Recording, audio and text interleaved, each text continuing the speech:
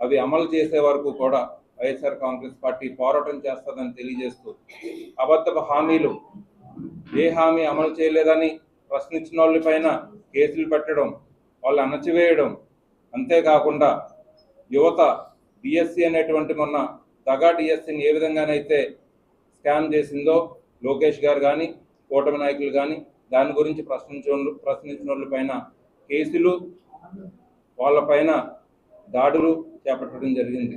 ప్రజలన్నీ గమనిస్తున్నారు.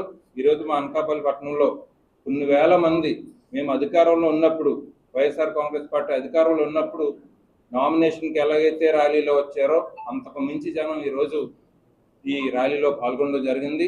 అంటే స్వచ్ఛందంగా ఏ విధంగా ఈ ప్రభుత్వం పైన వ్యతిరేకత ఉందన్నది ఈరోజు ర్యాలీని చూస్తే అందరికీ అర్థమవుతుంది.